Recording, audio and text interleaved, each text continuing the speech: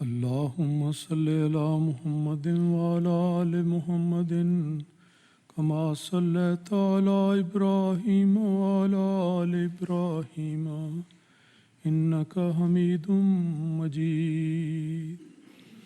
اللهم بارك على محمد وعلى آل محمد كما باركت على إبراهيم وعلى آل إبراهيم إنك حميد مجيد.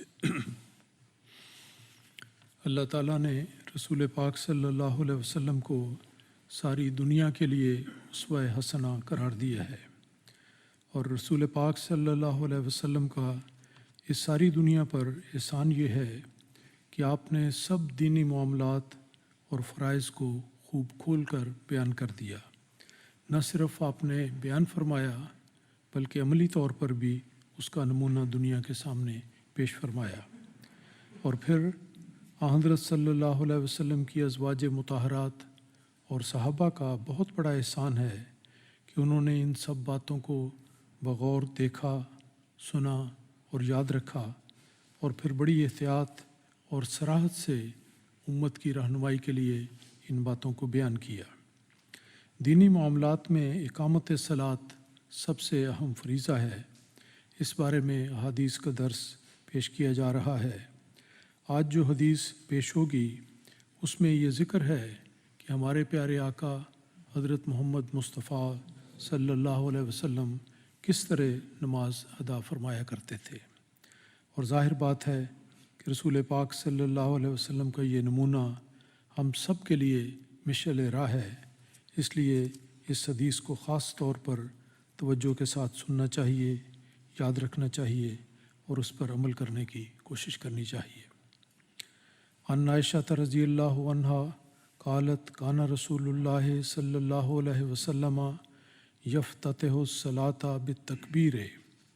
حضرت عائشہ صدیقہ رضی اللہ تعالی عنہا بیان کرتی ہیں، اور وہ اپنے مشاہدے کی بنا پر جو اللہ تعالیٰ نے لمبا عرصہ آپ کو عطا فرمایا، موقع ملا آپ کو قریب سے رسول پاک صلی اللہ علیہ وسلم کو دیکھنے کا اور ان کی ساری حرکات و سکنات کو یاد رکھنے کا.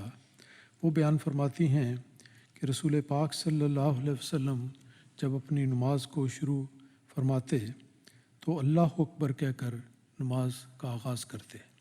اللہ اکبر جب کہی جاتی ہے، مسجد میں باجماعت نماز ہو، اقامت ہو جائے جس کو تکبیر الاقامہ بھی کہا جاتا ہے، تو اس کے بعد اللہ اکبر کہہ کر نماز کا آغاز ہوتا ہے، اور اس کے بعد سورہ فاتحہ پڑھا کرتے تھے.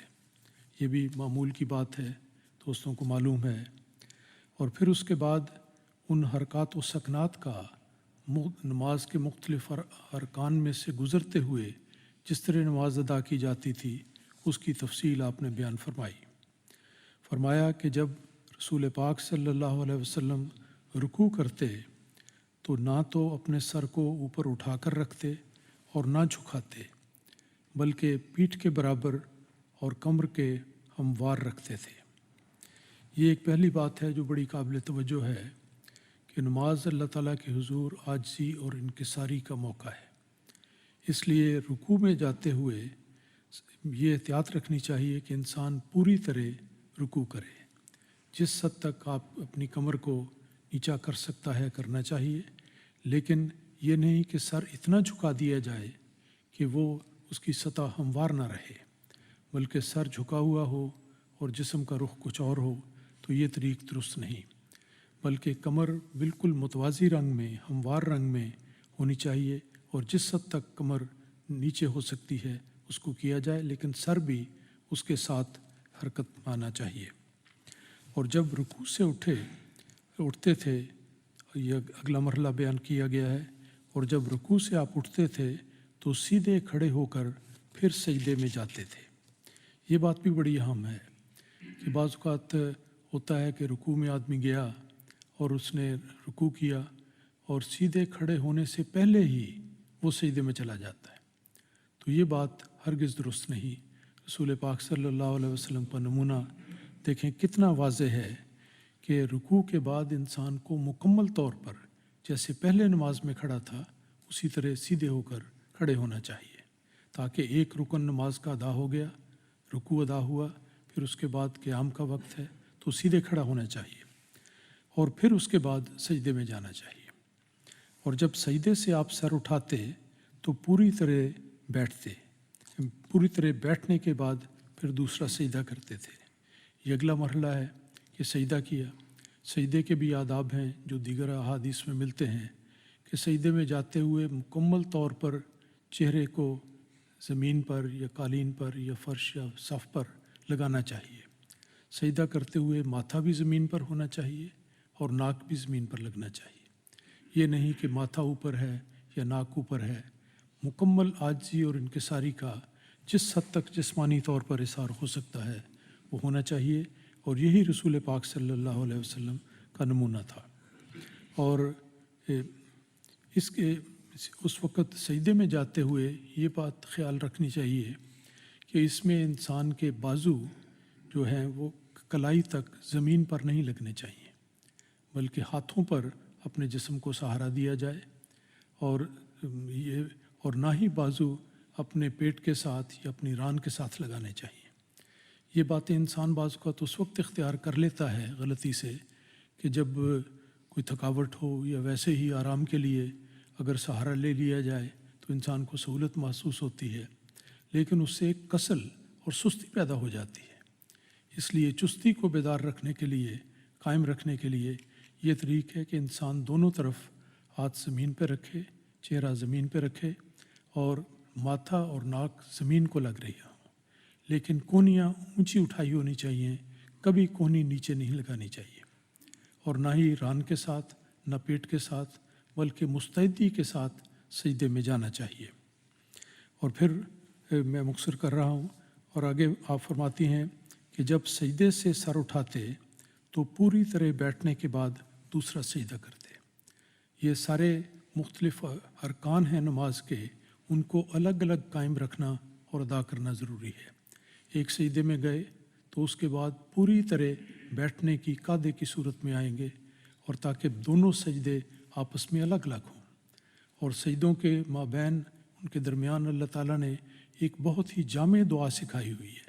وہ دعا کرنی چاہیے، اس کو اتنی جلدی حذف کر دینا کہ ایک سجدے سے ذرا سا سر اٹھایا اور پھر دوسرا سجدہ کر دیا، یہ اپنے آپ کو ایک بہت بڑی دعا سے محروم کرنے کی والی بات ہے۔